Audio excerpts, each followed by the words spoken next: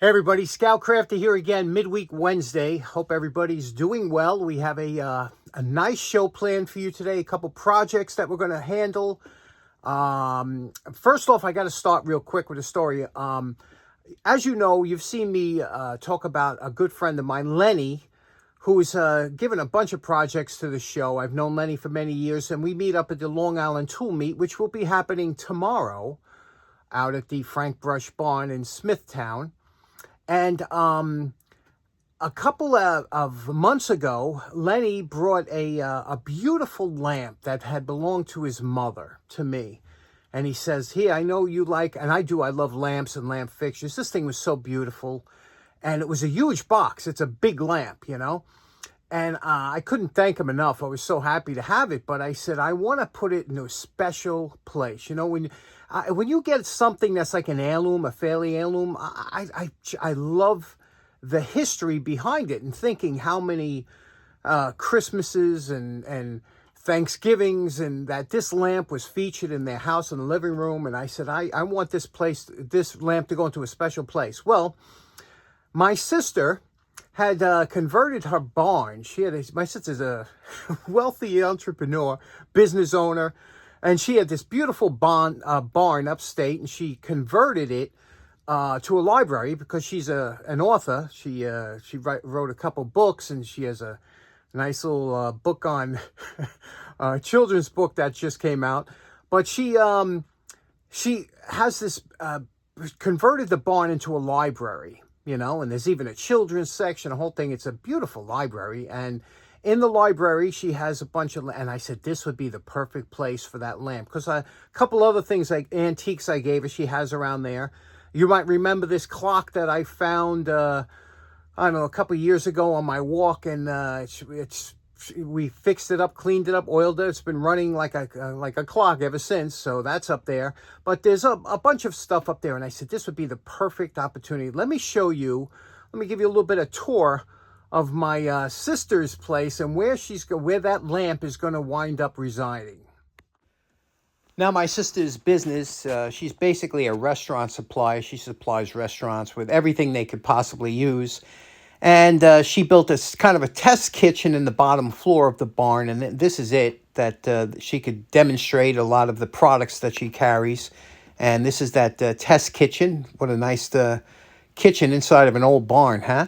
And then she made a little addition on the side of the barn. She made into kind of a reading room for when she likes to come down and have a cup of tea and read a book or whatnot. And this is a nice little room where a lot of times we'll have Thanksgiving in this little room. It's got a beautiful view of her.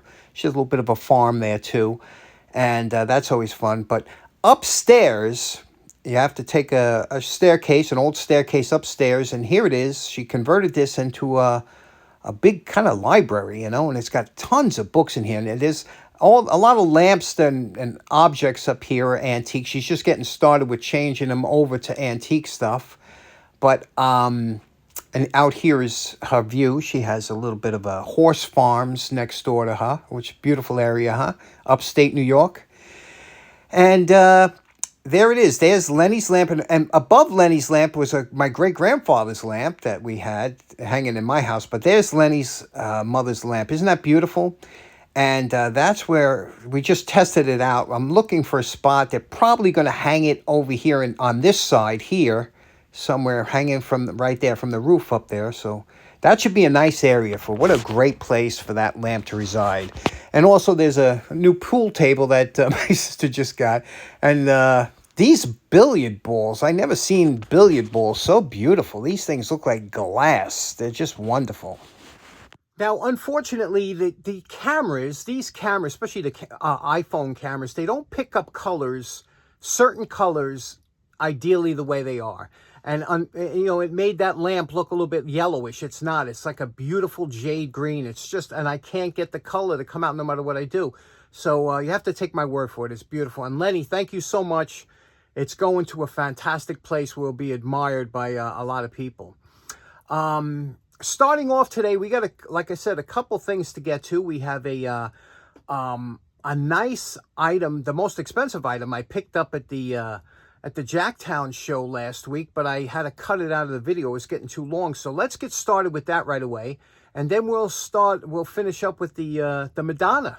Let's get started. Next up, this is the most expensive purchase I made. And I paid $22 for this because these are rare and hard to find. And you know they're rare and hard to find because Jimmy wrote on the ticket, rare and hard to find. So, but what this is, obviously, it's a trouble light, what we call here in the States, or, you know, it's a caged lamp.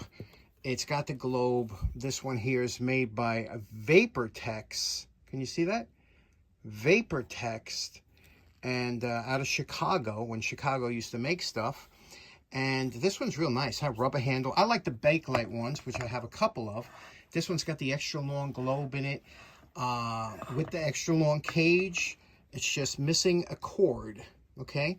So, replaceable cord. What do you say? I'm going to try and hook this up. Isn't that a nice little light? To remove the cage on here, you have to remove all the screws. The nuts are bonded to the clamp, and then, like a clamshell, it'll open up a little bit, and you just pull out the lamp. And that's how you have to change the bulb, too. A lot of times, you would use a rough service or extended life bulb in here. After that, this usually screws off. There we go. Looks like it's been on there for a while. Look at that, huh? There we go. We'll clean. And look, this is a heavy-duty globe. Here's the bulb, a 100-watt bulb, which is probably pretty hot for this thing, you know. And there we go. Heavy-duty rubber. Now, to change, to add a cord or something, I'm sure, there's a nut here. We'll probably unscrew this, and this might come out that way. So let's try that. Now, I'm pretty sure this light has an explosion-proof rating because look how it comes apart. This little nut here, this brass nut, comes out like that. Then there's a piece of, this is usually a packing material that's put around there again to keep out any gases or anything from the inside. After that, there's a washer, a type of compression washer. You can see here. That goes in, and then this, that's all there is to it, right? And then this it's a press fit. You pull that out, you can see it's a press fit rubber, and here's the cord. All solid rubber. This is rubber, and here is the part that you would splice onto this. And these look like those standard sockets that you used to see on job sites hanging from the wires. So, but we'll strip this back and add a cord, and Bob's your uncle. Okay, now they were just twisted together, but we did scrape down the copper wires here for the ends. We scraped them down with a razor blade to make sure you got good contact. In here, took an eraser from a pencil and did this contact down here. Just cleaned that contact because you don't know how long it's been in there. And then with a piece of soft Scotch-Brite, went around the inside here. And then also after it's done with the soft Scotch-Brite, I just take a little bit, I had a little bit of plastic polish left on this paper towel, went around. And you could see how beautiful. There's nothing that beats screwing a bulb into a socket that's just polished. It's beautiful. So there we go. Now this is ready to put a cord on and reassemble. Okay, the wire I'm choosing for this. Now I have hundreds of feet of this, but I don't like long wires on my trouble lights because I use them for display. So I have a short wire and then I run an extension cord. However, the wire I'm choosing for this, because this is a 2-conductor wire, there's no accessibility for a ground because it's all rubber. It doesn't need a ground. So I have a very heavy-duty cord here that has strain relief cord inside of it. So you could hang this. A lot of times trouble lights or, you know, these working lights will hang from the cord. So you need a cord that's very strong, that's not going to pull apart, and that's perfect for what this is. So we're going to strip this back. We're going to solder it, only because I like to solder it. And we'll put some heat shrink. Now, remember, you don't want this pulling through the bottom, too, so there has to be some kind of something around here so it won't pull through. And we're calling this project done. Boy, look at this, huh? Is that not a beauty now? These things do clean up nice, and this thing is a really well-made light. God only knows what this cost new. What do you say? I got a vintage style bulb in there with extra filaments. What do you say we plug it in and turn it on? Okay, now I added some extra heat shrink tubing where it goes into the plug and also where it comes out of the plug. I have a strain relief in there. It's all set up. I don't have a very long cord because, like I said, I just use them for display. Let me plug this in here and let's turn up I get some voltage in there. Look at that. Can you see that? I love it when it's, let me turn some lights off and you can see what it looks like. Okay, there we go. Look how nice that looks, huh? And it has a self-adjusting, well, the lens is self-adjusting, but you could see here when we get up, it does throw some light if I did want to use it as a trouble light. But this is a decorative bulb, and with all them stringy filaments, looks beautiful, doesn't it? Boy, this is just a sweetheart of a light to have displayed somewhere in your home. What do you think? My favorite look is when you just run a couple watts through it like this. Okay, next up, you remember at the show I also bought this Virgin Mary or Madonna statue, and I got this for my girlfriend. It's a beautiful statue, and you know what's so funny? This is a pearlescent blue, a gown or whatever you want to call it. It's beautiful. And I remember back in the day, in the late 70s, when pearlescents were big in cars, you know, you would spray it in a color and then you would go over it with this pearlescent and all the cars would pop. You know, so many boring colors out there today. It's always nice to see, you know, when you see a beautiful color like that. But here we have this chipped finger here, and that happened that day. So I got to try and fix that up. Now, what I'm going to use, believe it or not, is I'm going to glue a small piece of wood there, okay? And the reason that I prefer, or I like wood, is because the wood, it gives you a way to sand it down and finish it out. And again, we want this for the 3-foot rule.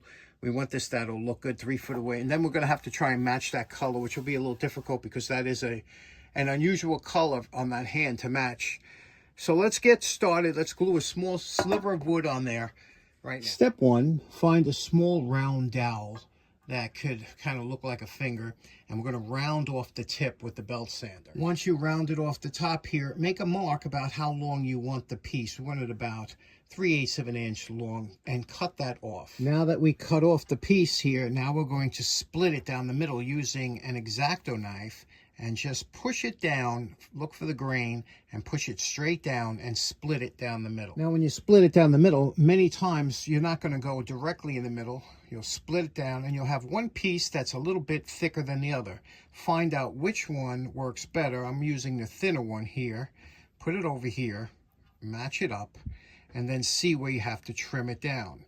You can see here we have to just trim down a little bit, take a little bit of the length off to bring it up a little bit, and just get it to be matched up like that. Now, don't be afraid to carve a little bit away, and don't be afraid also to make it a little bit smaller, because you remember you're going to put a bed of glue there. You're going to lay this into the bed of glue, and you want this to look like a finger when it's embedded in the bed of glue there, like that, right? And then we could finish up with the paint. So that's looking pretty good. Okay, now we glued that little sliver on there with some CA, and now you can see it's on there real good. Now the only thing is we have to paint it. The painting will fill in any of the minute areas around there, but matching that paint is always going to be hard because this is an unusual color, but it doesn't look bad. I mean, you could see it. The finger is the correct shape. Let's see if we can't match that paint. Again, we're going for the 3-foot rule, right? Okay, I moved upstairs where the light's a little bit better here. Now you can see I mixed the primary colors of yellow, red, and blue with a little bit of white to come up with this tone. And I'm pretty close right there, but I can always adjust it, tweak it a little bit. But I'm real close right there. And there you can see what it looks like. And remember my favorite part, what it looked like before we started. And we're calling this project done. What do you think? I think that's the 3-foot rule in full effect, but I think it looks really good. I think that's a good fix, acceptable. It's good enough for government work, right? Okay, so in closing, that was a lot of fun today. Got a couple great projects done. Very happy with the way they came out. And they were really enjoyable projects. You know, not the ones you get all dirty and, you know, breathing in all the junk. It was a lot of fun. Frank Brush Barn tomorrow in Smithtown, about 5 p.m. We'll be there. It's a great, if you're in the area, we're not going to be there for the next 4 months because of the holidays. So if you're in the area in Long Island, you'll enjoy it. Also, quick story about Lenny's lamp. That came in a big box that was, the lamp was surrounded in a bedspread to keep it from breaking, but also newspapers, and they were all dated 1985. How cool is that? It was like a time capsule going back to 1985, all those old Newsday newspapers and whatnot. With that, thanks so much for tuning in, and hope to see you soon. We'll see you again on Friday. Take care now. Bye-bye.